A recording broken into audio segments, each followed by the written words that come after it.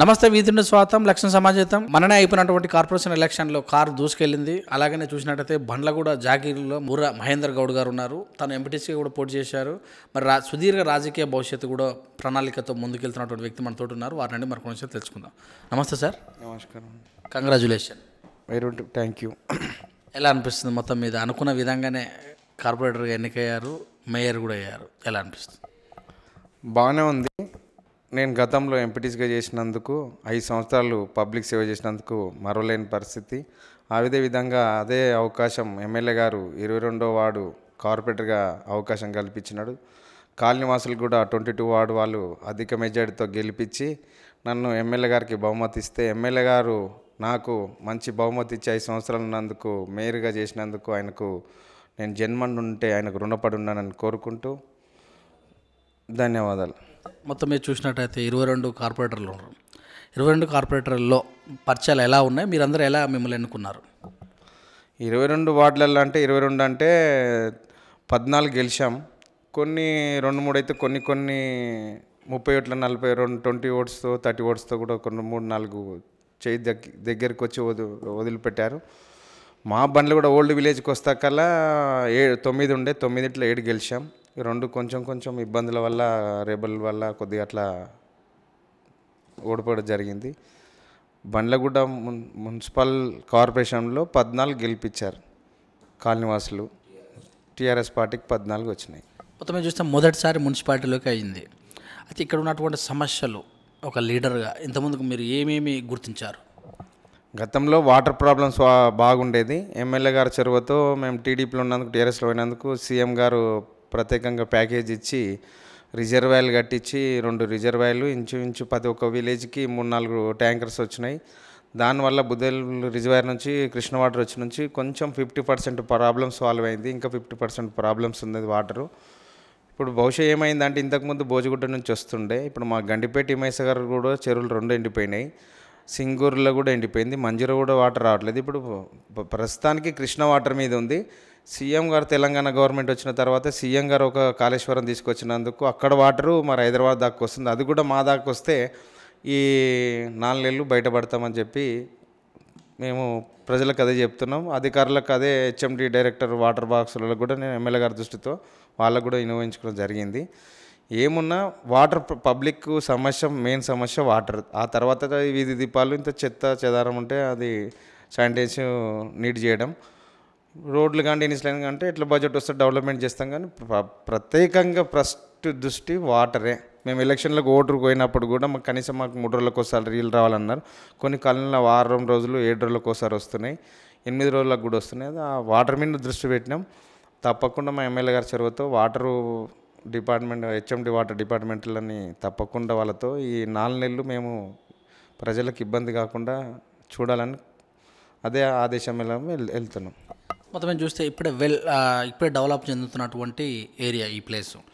Ventures విషయంలో అయితే ప్రభుత్వ స్థలం కూడా చాలా వరకు ఉంది. దీన్ని మీరు ఎలా కాపాడతారు? గవర్నమెంట్ స్థలాలు కూడా ఎక్కువ లేవు. ఉన్నాయి ఏంటంటే 2 రిజర్వాయర్లు ఉన్నాయి కాబట్టి మూసి రివర్లరీ ఉన్నాయి. ఆ మూసి రిజర్వాయర్లను కొంచెం నీట్గా చేయాలి. ఎందుకంటే ఇప్పుడు తీసుకెళ్ళి డెనిస్ ల్యాండ్ కాలనీ మొత్తం అని తీసుకెళ్ళి రిజర్వాయర్లో పెడుతున్నాం. ఇక్కడ మూసి రివర్ ఒకటి, ఇక్కడ హిమాయత్ సాగర్ది, ఇక్కడ ఉస్మాన్ సాగర్ది. దానివల్ల దోమలు వస్తున్నాయి. మా ఎమ్మెల్యే గారి దృష్టికి తీసుకుపోయినాం. తప్పకుండా ఏ డిపార్ట్మెంట్ ఉందో ఆ డిపార్ట్మెంట్కి తీసుకుపోయి ఆ 2 రిజర్వాయర్లను నీట్గా సులభంగా చేసి దాన్ని ఒక ప్రణాళికంగా తోటి 2 సైడ్ల చేసి వాక్ డ్రాగన్నా లేకపోతే వాకింగ్ చేసుకోవడం మనం అట్లా ప్రజలకు ఉపయోగపడతాడు దాన్ని ఒక క్లీన్గా చేయించాలని మా గవర్నమెంట్ దృష్టికి, ఎమ్మెల్యే గారి దృష్టికి తీసుకోవాలని మా ఒక మొత్తం మీద మీరు నిలబడ్డ 22 వార్డులో ఎన్ని కాలనీలు ఉన్నాయి? మొత్తం నేను నిలబడ్డ ఒక్క కార్పొరేటర్లో నాకు 8 కాలనీలు వస్తాయి. మరి చూసినట్టయితే గ్రౌండ్స్ కానీ స్కూల్స్ కానీ వీటి యొక్క పరిస్థితి ఎలా? నా ఉన్న దాంట్లో అయితే పార్క్ జాగాలు లేవు. ఉన్న కాలనీలో చిన్న కమిటీ వాళ్ళు ఉన్నాయి. ఇక వీటినే డెవలప్మెంట్ చేయాల్సిందే. వాళ్ళకి మెయిన్ వాటర్ ప్రాబ్లమ్స్ ఉన్నాయి. డెనిస్ లైన్ అయితే అన్నీ ఉన్నాయి, రోడ్లు ఉన్నాయి. మేము గతంలో ఎంపీటీస్ ఉన్నప్పుడు తప్పకుండా డెనిస్ లైన్ వేసినాం, రోడ్లు వేసినాం. వాటర్ సమస్య ఉంది. వాటర్ సమస్య కూడా ఎట్లుందంటే గతంలో 15-20 సంవత్సరాల కిందట గ్రామ పంచాయతీలో ఉన్న ఇంటర్నల్ లైన్లు వేసినారు. ఆ లైన్ల మీద దాన్ని ఎక్స్చేంజ్ చేసుకుంటూ పోయినారు. అట్లా కొంతమందికి రావట్లేదు. ఆ ఇంటర్నల్ తీసేసి కొత్త వేస్తేనే అందరికీ ఈక్వల్గా వాటర్ పోతాయని మేము ఆ దృష్టి పెట్టినాం. దాన్ని కూడా నిన్న మొన్న ఐడెంటిఫై చేసినాం. అది కూడా దృష్టికి తీసుకుపోయి ఎమ్మెల్యే గారి దృష్టికి తీసుకుపోయి హెచ్ఎండి వాటర్ డిపార్ట్మెంట్ వాళ్ళకు ఆ విధంగా వాళ్ళకి చెప్పి దాని పబ్లిక్ ప్రాబ్లం సాల్వ్ చేస్తామని కోరుతున్నాం. మొత్తం మీద చూసినట్టయితే మీ ప్రభుత్వం చాలా పథకాలు పెట్టింది. పెన్షన్ పథకం అయితేనేది, వీడియో అయితేనేమి, పెళ్ళికి, షాదీ ముబారక్, ఇవన్నీ కూడా ఈ పథకాలు కూడా చాలామందికి, కొంతమందికి అందుతున్న, కొంతమందికి అంటే తెలియని వాళ్ళు ఎలా అప్లికేషన్ చేసుకోవాలంటే కొన్ని కాంప్లికేట్ కూడా ఉన్నాయి. ఈ విషయాన్ని మీరు ఎలా పరిష్కరిస్తారు? మా రాజేందర్ నగర్ కాన్షియస్లో మా ఎమ్మెల్యే గారి చేతితో ప్రతి ఒక ఇద్దరిని పెట్టాడు. సీఎం రిలీఫ్ ఫండ్కు, షాదీ ముబారక్, కళ్యాణ్ లక్ష్మి, ఈ 3 పథకాలకు, పింఛన్లకు ఆయన పెట్టి ఏ కాన్షియన్స్లో లేని విధంగా మా కాన్షియన్స్లో న్యాయం చేకూరుస్తున్న ఎమ్మెల్యే గారు మా దగ్గర దృష్టికి తీసుకుపోతే మేము తప్పకుండా ప్రతి ఒక్కటి అది రాకపోయినా సరే వాళ్ళ అర్హులకు తప్పకుండా తీసుకొని సబ్మిట్ చేసి 99% అయితే అందరికీ న్యాయం జరుగుతుంది. మీ ప్రభుత్వము ప్రతిష్టాత్మకంగా తీసుకుంది హరితహార కార్యక్రమం. మీరు కొత్తగా మేయర్ గెలిచిన తర్వాత మీ యొక్క ఈ యొక్క బండ్లగూడ జాగీర్ మున్సిపాలిటీని ఎలా తీర్చిదిద్దే అవకాశం? ఫస్ట్ హరితారం ఇంటూ గవర్నమెంట్ స్కూళ్ళని డెవలప్మెంట్ చేయాలి. రోడ్లు శుభ్రపరిచి రోడ్ల మీద కూడా ఫస్ట్ ట్రాఫిక్ జామ్ జరుగుతుంది. మా దగ్గర ట్రిప్కాన్ బ్రిడ్జ్ నుంచి ఇక్కడ అప్పర్ జంక్షన్ వరకు ఎక్కడైతే ట్రాఫిక్ ఇబ్బంది ఉన్న దగ్గర సిగ్నల్ కానీ లేకపోతే ట్రాఫిక్ వాళ్ళ దృష్టికి తీసుకువెళ్ళి అక్కడ ఒక కానిస్టేబుల్ పెట్టి రోడ్లు చౌరస్తుల దగ్గర కొంచెం అక్కడ ఇబ్బందికరంగా ఉంది. ఆ రోడ్లను కూడా డివైడ్లను కొంచెం కట్ చేసి ఎక్కడైతే పబ్లిక్ ఇబ్బంది పడుతారో అది సులభంగా చేయాలని మొన్ననే కమిషనర్ గారితో మేము తిరగడం జరిగింది. అదేవిధంగా ట్రాఫిక్ వాళ్ళు కూడా, పోలీస్ వాళ్ళు కూడా మనకు సహకరించడం జరిగింది. వీలైనంత తొందరలోనే ఈ రోడ్లో అది ఒకటి ఫస్ట్ రోడ్ల మీద యాక్సిడెంట్లు అరగట్టడం మా దృష్టి. ఆ తర్వాత వాటర్ ప్రాబ్లం ఉంది. ఆ తర్వాత ఇప్పుడు గవర్నమెంట్ స్కూల్ కానీ ప్రైవేట్ స్కూల్ లాగా అందరినీ కోఆర్డినేట్ చేసి మా బండ్లగూడ మున్సిపల్ కార్పొరేషన్లో మొదటి సమస్య వాటర్ది. ఆ తర్వాత అంచెలంచెలుగా ఎందుకంటే గతంలో 3-4 నెలల కిందనే 6 నెలలు అవుతుంది మున్సిపల్ చేసినారు, దాన్ని కార్పొరేషన్గా చేసినారు. గతంలో గ్రామ పంచాయతీ ఉంది. కొన్ని కాలనీలు పెద్దగా ఉన్నాయి కాబట్టి ఏరియా పెద్దగా ఉంది. తొందరగా ఇంకా డెవలప్మెంట్ కాలేదు. అంచెలంచెలుగా తప్పకుండా గవర్నమెంట్ దృష్టికి తీసుకుపోయి ఎమ్మెల్యే గారి దృష్టికి తీసుకుపోయి తప్పకుండా దాన్ని ముందు ఉంచుతామని కోరుతున్నాం. ఒక యువకుడిగా ఉన్నప్పుడే రాజకీయంలోకి వచ్చారు, యువకుడిగా ఉన్నప్పుడే మేయర్ కూడా అయ్యారు. యువకుల కోసం మీరు ఏమైనా ప్రణాళిక? యువకుల గురించి ఏంటంటే యువకులను ముందు ఎంటుండి నడిపించుకొని ఎవరికి అవకాశాలు వస్తే వాళ్ళని ముందుకు తీసుకుపోవాలనేది. యువకులే ఈరోజు దేశానికి రక్ష, రాష్ట్రానికి కూడా రక్ష వాళ్ళే. యువకులను ఏ విధంగా వస్తే వాళ్ళందరికీ న్యాయంగా చూడ్చి వాళ్ళకు ఏ రూపంగా వస్తే వాళ్ళకు నువ్వు ముందుకు తీసుకుపోయి వాళ్ళ ఇంటి ఉండి నేను నడిపిస్తానని కోరుకుంటాను. రాజకీయంలోకి రావడానికి మీకు డ్రీమ్ అంటే ఎవరిని చూసి మీరు రాజకీయంలోకి రావాల్సి వచ్చింది?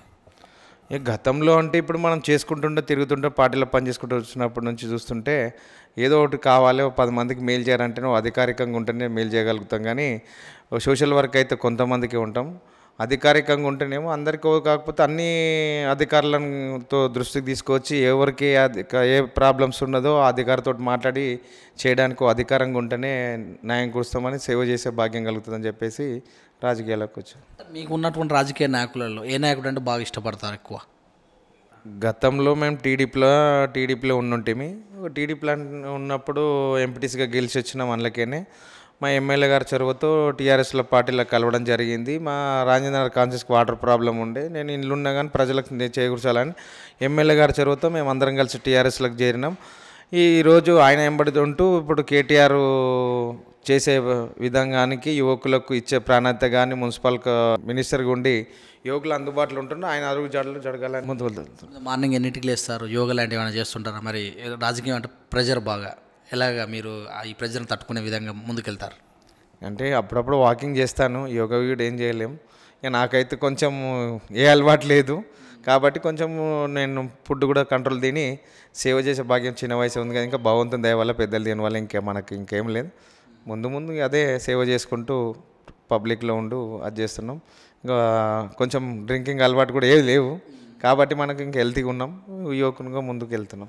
అంటారు చాలామంది రాజకీయాల్లోకి చాలా సంపాదించుకున్నాడు రా అని అంటుంటారు కదా, మీరు ఆల్రెడీ వెల్ సెటిల్డా లేకపోతే రాజకీయానికి వచ్చి ఎలా చేయాలనుకుంటారు? బాగానే ఉన్నాను, బిజినెస్ చేసుకుంటూనే నేను పార్టీకి పని చేస్తూ 10 రూపాయలు ఖర్చు పెట్టుకుంటూ ప్రజలకు చేసుకుంటూ నేను 5 సంవత్సరాలు ఎంపీటీసీగా ఉన్న 1 రూపాయి లంచం తీసుకోవాలి ఎవరి దగ్గర. నేను అసలు ఆశించలేదు. నేనే బిజినెస్ చేసుకుంటూ 10 రూపాయలు ఇంకా పార్టీకి కానీ ప్రజలకు కానీ ఎవరికి అవసరాలు వస్తే ఆ విధంగా నేనే 2 రూపాయలు ఖర్చు పెట్టుకుంటూ ముందుకు వచ్చినాం. మీరు అత్యధికంగా ఎప్పుడైనా బాధపడ్డ సందర్భాలు ఏమైనా ఉన్నాయా? ఏం లేదు, ఇక మంచిగా చేస్తే మనకు మంచి జరుగుతుందనే ఆలోచనతోటి ముందుకు వెళ్తున్నాం అంతే. సంతోషపడ్డ సంతోషంగా ఉన్నది ఏంటంటే నేను 22 వార్డులో నాకు కాలనీ వాళ్ళు ఏం చేశారంటే ఓటర్స్ 5 సంవత్సరాలు పనిచేసినందుకు నాది అధిక మెజారిటీతో నన్ను గెలిపించినందుకు సంతోషపడ్డాను. అదేవిధంగా 5 ఏళ్ళు నేను ఎమ్మెల్యే గారు వెంబడి ఉన్నందుకు నాకు ఈ పదవి ఇచ్చినందుకు కూడా సంతోషకరంగానే ఉంది. హాలిడే ఖాళీగా ఉన్నప్పుడు ఏదైనా స్పాట్లు వెళ్తుంటారా ఎక్కడన్నా? నేను ప్రతి పున్నానికి గాన్గపూర్ టెంపుల్కి వెళ్తాను. నేను ఆంజనేయ స్వామి, ఆరమేసమ్మ తల్లి దీవెనలు, దేవుని భక్తి అంటే బాగానే ఉంటుంది. తప్పకుండా రోజు ఒక దేవునికి పొద్దున్న లేసి కూడా దేవునికి మొక్కుని నాతో పాటు 10 మందికి మేలు జరగాలి, ఒకరికి అన్యాయం జరుగుద్దని నేను కష్టపడితే ఫలితమే నేను దేవుని దర్శించుకొని వెళ్తాను. ఓకే, మేయర్గా నన్ను గుర్తించినందుకు, ఎమ్మెల్యే గారి అవకాశం ఇచ్చినందుకు ఉన్న బండ్లగూడ మున్సిపల్ కార్పొరేషన్ ప్రజలందరికీ నా కృతజ్ఞతలు చెప్తూ ధన్యవాదాలు చెప్తూ నేను తప్పకుండా వాళ్ళందరికీ 5 సంవత్సరాలు అందుబాటులో ఉండి వాళ్ళ సమస్యలన్నీ తీరుస్తూ మంచి పేరు నిలబెడతానని చెప్పి కోరుకుంటున్నాను. థ్యాంక్ యూ అండి, థ్యాంక్ యూ మహేందర్ గౌడ్ గారు. మీరు ఈ 5 సంవత్సరాల ప్రజల మనలను పొందాలని ఇదేనా మరి మహేందర్ గౌడ్ గారు మరి చిన్నప్పటి నుంచి కూడా కష్టపడుతూ ఈ ఎంపీటీసీ చేసి మరి టీఆర్ఎస్ పార్టీలోకి వచ్చి టీఆర్ఎస్ పార్టీలో 22వ వార్డులో కార్పొరేటర్గా గెలిచి మేయర్ అయినటువంటి సందర్భాలు ఆయన ఈ విధంగా తెలియజేశారు. చూస్తుండే విత్ న్యూస్ కెమెరామ్యాన్ సుశాంత్తో మీ సురేష్ దండవ్.